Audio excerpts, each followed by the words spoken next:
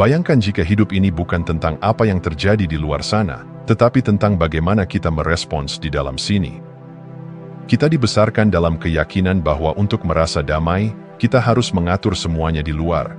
Orang lain harus bersikap baik, keadaan harus mendukung, masa depan harus pasti. Namun, kebenaran yang lebih dalam dan lebih membebaskan adalah ini. Kita bukan korban dari keadaan, kita adalah pencipta getaran. Semua yang kita alami bergetar, pikiran, emosi, niat, dan bahkan perhatian kita, semuanya memancarkan gelombang yang tidak kasat mata, namun amat nyata. Kita bukan tubuh fisik yang pasif menunggu nasib, kita adalah pusat energi yang terus-menerus mengirimkan sinyal ke alam semesta, dan sinyal itu selalu dijawab. Yang menjadi pusat dari semua ini adalah fokus. Fokus adalah remote control kehidupan. Ia adalah penentu utama dari gelombang yang kita pancarkan. Ketika kita sadar kemana perhatian kita diarahkan, saat itulah kita mulai mengambil kembali kekuatan kita. Bukan untuk mengendalikan dunia luar, melainkan untuk menyelaraskan dunia dalam. Seringkali kita merasa tidak berdaya karena perhatian kita ditarik oleh berita buruk, komentar negatif, atau ingatan yang menyakitkan. Namun di balik itu semua, selalu ada pilihan. Kita bisa memilih untuk melihat sisi yang lain. Pilihan untuk menatap harapan di tengah keraguan, untuk menemukan pelajaran di balik luka, untuk merasa cukup meskipun belum semua keinginan tercapai. Itulah kekuatan sejati kita. Dan kekuatan itu tak bergantung pada apapun di luar diri. Ia adalah kemampuan untuk memilih kembali fokus, detik demi detik. Ketika kita berhenti mencoba mengatur semua yang ada di luar dan mulai menata dunia di dalam, getaran kita berubah. Dan saat getaran kita berubah, semesta pun menjawab dengan cara yang tak selalu bisa diprediksi, tapi selalu sesuai. Jadi, kita tidak perlu menunggu semuanya sempurna untuk merasa damai. Kita tidak perlu menunda rasa syukur sampai semua keinginan tercapai. Kita hanya perlu kembali ke pusat kesadaran kita dan bertanya, apa yang sedang saya pancarkan saat ini? Karena pada akhirnya, kita bukan korban dari keadaan yang kacau. Kita adalah makhluk yang bergetar, dan setiap detik adalah kesempatan untuk memilih ulang frekuensi kita. Disitulah kebebasan sejati berada, bukan di luar, tapi di dalam. Bukan saat dunia berubah, tapi saat kita mengingat siapa kita sebenarnya.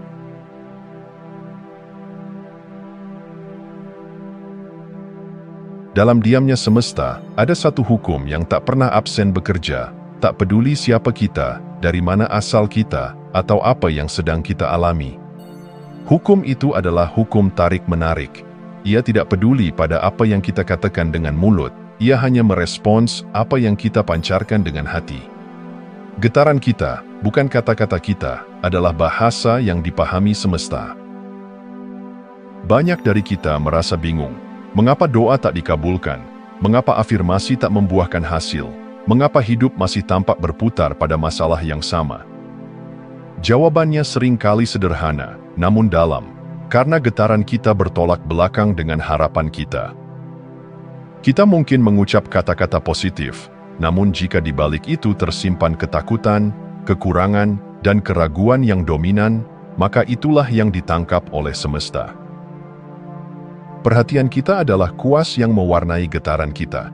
Dan anehnya, saat kita mencoba menolak sesuatu, dengan berpikir keras tentang betapa kita tidak menginginkannya, kita justru memperkuatnya.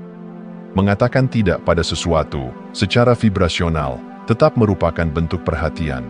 Dan perhatian, seperti matahari pada benih, menyuburkan apapun yang kita arahkan padanya. Bayangkan seseorang yang terus berkata, "Aku tidak ingin sakit. Aku tidak ingin gagal. Aku tidak ingin sendiri." Kata-katanya menolak, tapi getarannya penuh ketakutan.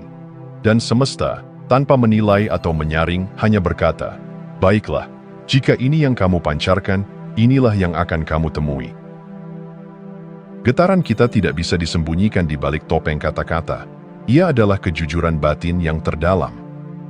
Apa yang kita pikirkan secara konsisten, apa yang kita rasakan ketika tidak ada yang melihat, itulah yang menjadi sinyal utama. Dan sinyal itu akan menarik segala sesuatu yang sepadan dengannya. Namun disinilah keindahannya. Begitu kita mulai memahami mekanisme ini, kita tidak lagi menjadi korban realitas lama. Kita bisa menciptakan baru, bukan dengan memaksa kata-kata positif keluar dari mulut yang masih dipenuhi keraguan, tapi dengan menata ulang pusat perhatian kita. Dengan memilih untuk menaruh perhatian pada hal-hal yang menenangkan, membesarkan hati, dan menyegarkan pikiran. Karena saat perhatian kita berubah, getaran kita pun berubah.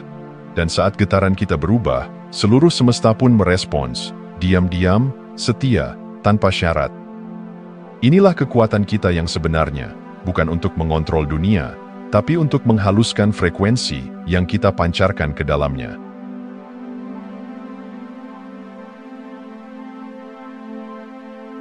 Kita hidup dalam lautan energi yang tak terlihat, namun selalu terasa. Dan dalam dunia yang tak kasat mata ini, perasaan kita adalah penunjuk arah, kompas sejati yang menunjukkan apakah kita sedang mendekati atau menjauhi kesejajaran dengan versi tertinggi dari diri kita. Perasaan tidak pernah bohong, ia adalah bahasa jiwa, sinyal yang halus namun kuat. Ketika kita merasa damai, ringan, penuh semangat, itu bukan sekadar emosi sesaat. Itu adalah tanda bahwa pikiran kita sedang selaras dengan kebaikan alami semesta. Kita sedang berjalan searah dengan arus kehidupan. Tapi saat kita merasa gelisah, marah, takut, atau cemas, itu bukan karena hidup sedang tidak adil. Itu adalah panggilan lembut dari dalam. Kamu sedang menjauh dari pusatmu. Kita sering diajarkan untuk menolak perasaan tidak enak, seolah-olah emosi negatif adalah sesuatu yang harus dihapus atau disembunyikan. Padahal, mereka hadir bukan untuk menghukum, tapi untuk membimbing. Rasa tidak nyaman bukanlah musuh, melainkan undangan. Undangan untuk berhenti, untuk menyadari, dan untuk mengubah arah fokus kita. Semesta tidak berteriak, ia berbisik lewat rasa, dan rasa itu tak bisa dipalsukan. Kita bisa tersenyum di depan orang lain, berkata bahwa semuanya baik-baik saja, namun tubuh dan hati kita akan tetap mengirimkan sinyal yang jujur. Ketidakselarasan selalu terasa, dan ia meminta kita untuk kembali pulang. Kembali pada pikiran yang menenangkan, pada keyakinan bahwa kita didukung, pada rasa bahwa hidup ini berpihak. Jadi, jika suatu hari kamu bangun dan merasa berat, jangan buru-buru menyalahkan keadaan. Duduklah sejenak, dengarkan rasa itu tanpa penghakiman, lalu tanyakan, apa yang sedang saya pikirkan? Kemana arah fokus saya? Perasaan bukan hambatan menuju kedamaian, mereka adalah jembatannya. Mereka menunjukkan titik awal di mana perubahan bisa dimulai. Dan perubahan sejati bukan dimulai dari dunia luar, tapi dari keputusan batin untuk mengarahkan ulang perhatian kita, kembali ke pikiran yang membangun, menyembuhkan, dan menguatkan. Saat kita menjadikan perasaan sebagai kompas, hidup menjadi perjalanan yang lebih jujur. Bukan tentang mengejar kesempurnaan, tapi tentang keberanian untuk mendengarkan dan menyelaraskan diri kembali. Berulang kali, dengan lembut, dengan penuh kesadaran. Disitulah kita menemukan arah sejati.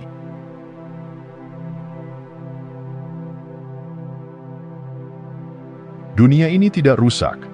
Ia bukan tempat gelap yang perlu kita taklukkan, melainkan taman luas yang terus memberi, terus menghidupi, meski seringkali tak kita sadari. Di balik riuhnya berita buruk, di balik keramaian pikiran yang dipenuhi kekhawatiran, semesta ini tetap bekerja dalam harmoni yang luar biasa. Kita hidup dan selalu hidup dalam semesta yang dominan baik. Lihatlah lebih dekat, matahari tidak pernah gagal terbit, walau kita tak memintanya. Udara mengalir ke paru-paru kita, tanpa kita harus mengendalikan satupun prosesnya. Jantung berdetak, tanaman tumbuh, bayi lahir, musim berganti, dan langit tidak pernah jatuh. Segala sesuatu di alam ini berbicara dalam bahasa yang sama. Keberlimpahan adalah kodrat.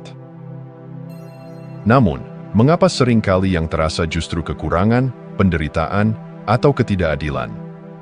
Bukan karena itu adalah kebenaran tertinggi, melainkan karena fokus kitalah yang sering terperangkap dalam pengecualian, bukan pada pola besar yang indah. Kita lupa bahwa satu badai tidak mewakili iklim, dan satu luka tidak menggambarkan seluruh hidup. Ketidakseimbangan yang kita lihat, yang kita rasakan, sejatinya hanyalah gangguan sementara dalam aliran kebaikan. Seperti riak kecil di permukaan danau tenang, mereka tampak mencolok, namun dasarnya tetap jernih dan hening. Saat kita mulai melihat dunia melalui mata keberlimpahan, bukan ketakutan, kita mulai menyadari bahwa kebaikan selalu lebih besar, lebih kuat, lebih luas, dan lebih dekat dari yang kita kira. Keajaiban bukanlah hal langka, ia hadir setiap hari. Dalam napas yang masih ada, dalam pelukan yang hangat, dalam tawa anak-anak, dalam makanan di meja, dalam pelita kecil yang menerangi malam hati kita. Seringkali kita mencarinya dalam bentuk spektakuler, padahal ia bersembunyi dalam hal-hal paling sederhana. Semesta ini tidak bekerja untuk menghukum atau menguji kita. Ia menopang kita, mengarahkan kita kembali pada kesejajaran, bahkan saat kita tersesat dalam pikiran gelap. Ia tidak menghitung dosa, melainkan mengundang kita kembali ke kesadaran bahwa kebaikan adalah rumah kita yang sejati. Jadi ketika kamu merasa putus asa, ingatlah, itu hanya awan yang lewat. Di baliknya, matahari tetap bersinar. Dan hidup, meski tak selalu mudah, tetap berpihak pada pertumbuhan, pemulihan, dan cinta. Kita hanya perlu berhenti sejenak dan melihat kembali dengan mata hati yang percaya bahwa kebaikan bukanlah anomali, tapi fondasi dari segalanya.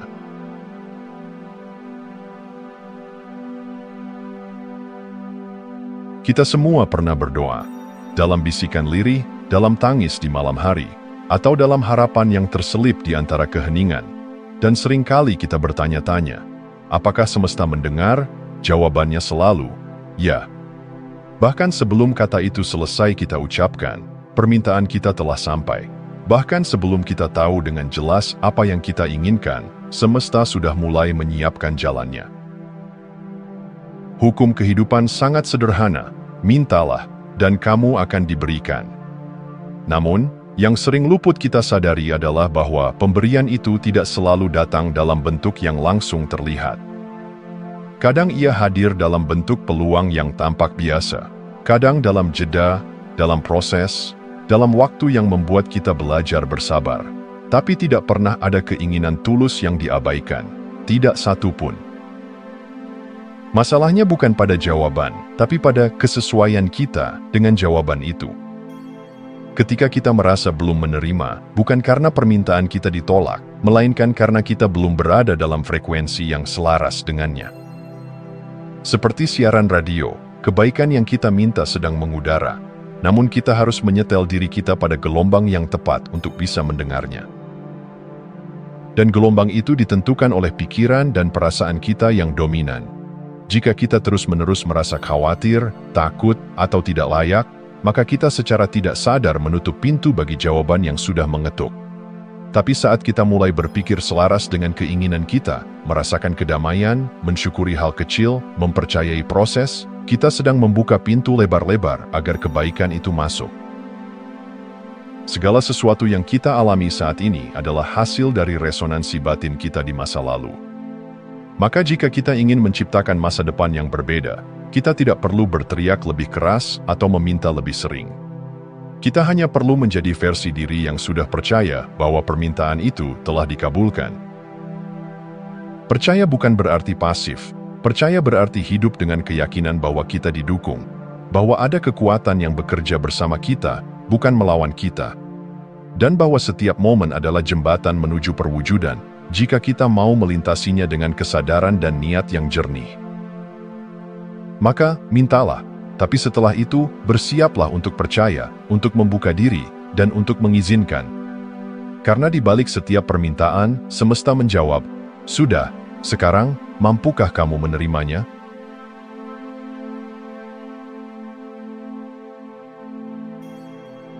Hidup kita bukan ditentukan oleh apa yang terjadi di luar, melainkan oleh apa yang kita yakini tentang apa yang terjadi. Keyakinan bukanlah kebenaran mutlak. Ia hanyalah pikiran yang telah diulang begitu sering hingga terasa nyata. Dan tanpa kita sadari, kita membangun seluruh realitas hidup di atas pondasi itu. Pernahkah kamu memperhatikan bagaimana sebuah pikiran kecil bisa tumbuh menjadi suara yang mendominasi isi kepala? Mungkin itu berawal dari keraguan kecil. Aku tidak cukup baik. Lalu, pikiran itu berulang hari demi hari, didukung oleh pengalaman-pengalaman yang tampaknya membenarkannya. Lama-lama, ia berubah menjadi keyakinan. Dan dari keyakinan itu, kita mulai memilih, bersikap, dan menjalani hidup dengan cara yang memperkuatnya. Inilah kekuatan pikiran yang terus-menerus dipelihara. Ia menciptakan lensa. Dan dari lensa itulah kita menilai dunia, menilai orang lain, bahkan menilai diri sendiri. Jika lensa itu kabur oleh luka lama atau rasa takut, maka dunia pun tampak suram. Tapi jika lensa itu jernih oleh kepercayaan dan harapan, maka hidup tampak penuh kemungkinan. Kabar baiknya, keyakinan bisa diubah, karena pada dasarnya ia hanyalah kebiasaan berpikir, dan seperti kebiasaan lainnya, ia bisa dibentuk ulang. Tapi untuk itu, kita perlu menyadari, dengan jujur, pikiran-pikiran apa saja yang selama ini kita pelihara. Pikiran mana yang berasal dari cinta, dan mana yang berasal dari ketakutan. Mana yang membantu kita tumbuh, dan mana yang membuat kita tetap diam di tempat. Kesadaran adalah langkah pertama. Karena tanpa menyadari isi pikiran kita menjadi penumpang dalam hidup kita sendiri. Tapi dengan menyadari, kita mengambil kembali kemudi. Kita mulai memilih pikiran seperti kita memilih makanan, yang menyehatkan, bukan yang meracuni. Kita mulai mengulang pikiran-pikiran yang memberdayakan, hingga perlahan, itu menjadi keyakinan baru. Dan saat keyakinan kita berubah, seluruh hidup pun ikut berubah. Tindakan kita berubah, cara kita melihat peluang berubah, energi yang kita pancarkan berubah, dan semesta merespons bukan pada niat yang samar, tapi pada getaran yang konsisten. Jadi jangan anggap remeh satu pikiran baik yang kau pilih hari ini. Karena pikiran itulah yang sedang membangun fondasi baru dalam dirimu. Dan pada fondasi itu, realitas yang lebih selaras, lebih damai, lebih makmur, lebih penuh cinta, sedang disusun dengan sabar. Pikiranmu adalah benih, keyakinanmu adalah akarnya, dan hidupmu adalah pohon besar yang tumbuh dari keduanya. Terima kasih sudah menonton. Jangan lupa like, komen, dan subscribe untuk dukung channel ini terus berkembang. Sampai jumpa di video selanjutnya.